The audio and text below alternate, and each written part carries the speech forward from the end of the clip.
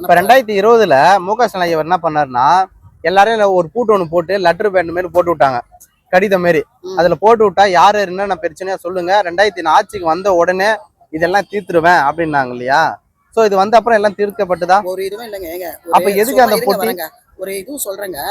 நம்ம ஊர்ல வந்து ஒரு இப்போ நீங்க ஒயின் ஷாப் வந்து 12 மணிக்கு திறந்து 10 கிலோ மூணு நீங்க அது எடுத்துக்கோங்க. சும்மா இந்த ஊர் நீங்க சொல்றீங்க இந்த கவர்மெண்ட் உங்களுக்கு பிடிக்கலையான்னு.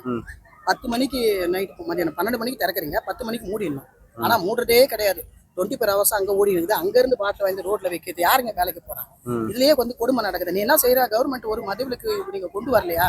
அந்த 10ல இருந்து மதியானம் 12ல இருந்து நைட்டு 12ஓட யார கட்டியாவது இருக்கணும். மூடுறதே கிடையாது. அப்புறம் எப்படி ஜனங்க வாழ முடியல? அங்கதான் போய் சேருது எல்லா பணம். இல்ல அவங்களே கடையில விற்கிறாங்க, அவங்களே பிடிக்கிறாங்க, அவங்களே ஃபைன் போடுறாங்க, அவங்களே குடிகாரன்னு ஒரு பட்டத்தையும் கட்டுறாங்க. இது எப்படி பார்க்கப்படுது? நான் என்ன சொல்றேன், குடிகாரத்தை பட்டத்தை நீங்க தானே கட்டுறீங்க. நான் என்ன சொல்றேன், உங்களோட ரூல்ஸ் பிரகாரம் 12 மணி கடையை திறங்க. நைட்டு வந்து 10 தான் மூடனால நீங்க 12 கூட மூடிக்கிங்க. ஏன் அந்த 12 தொடர்ந்து 24 ஹவர்ஸும் வித்துனே இருக்கீங்களா? அதுக்காக என்ன ரீசன்? அது நீங்க சொல்லுங்க. நீங்க எனக்கு போட்டா கூட பரவாயில்ல, என் மேல யாரா தப்பா நினைச்சா கூட எனக்கு கவலை கிடையாது. திமுகவோட ஃபர்ஸ்ட் கொள்கையே பாத்தீங்கன்னா மதுவிலக்க படிப்படியா குறைப்போம்னாங்க.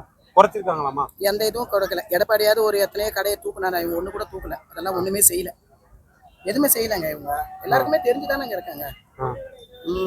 பொறுத்த வரைக்கும் ஏழைங்க கஷ்டப்படக்கூடாது. இருக்கிறவங்க கிட்ட புடுங்கிறது தப்பு கிடையாது. இருக்கிறவங்க கோடி வச்சுனுக்கிறான், வரி ஒழுங்கா கட்டுறான், நம்ம யார் பாக்குறோம்? இல்லாத ஏழைங்க நாம கூட போய் வாங்கி ஜிஎஸ்டி வாங்கி வரி கட்டுறோம். இருக்கிறவங்க யாரு கட்டுறான் சொல்லுங்க? கரெக்ட் தான் நம்ம சொல்றது. அவனெல்லாம் கண்டுபிடிச்சு அவங்க கிட்ட இருந்து வரி பணத்தை நம்ம வாங்கணும். விஜய் பாத்தீங்கன்னாக்கா காசு என்ற எதிர்பார்ப்பு எல்லாம் வந்திருக்காருன்றீங்க. கட்சியில உள்ள ஆளுங்க எல்லாம் பாத்தீங்கன்னா ஒரு எம்எல்ஏ சீட்டு இல்ல கவுன்சிலர் அதுக்கெல்லாம் பாத்தீங்கன்னா காசு கேட்கறாங்க. அதை பத்தி எப்படி பாக்குறீங்க? அவர் வந்து என்ன சொல்றாரு, இப்போ நீங்க என்ன செய்றீங்க, கவுன்சிலர் எம்எல்ஏ நிக்கிறது இருந்தாங்க, அதுக்கான எலெக்ஷன் தொகுதி அந்த தொகுதிக்கான செலவெல்லாம் அவர் எப்படிங்க கொடுக்க முடியும்?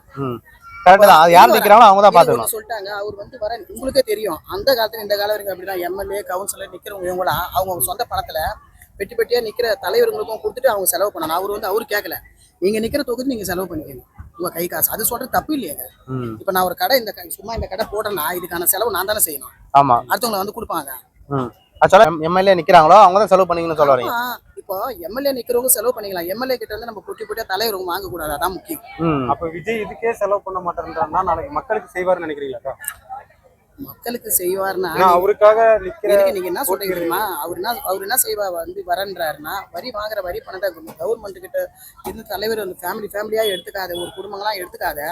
அவருக்கு வந்து ஃபுல்லா அவர் காசு அவர் சம்பாரிச்சு வச்சிருக்காரு. வர பணத்துங்களை வந்து ஏழைங்க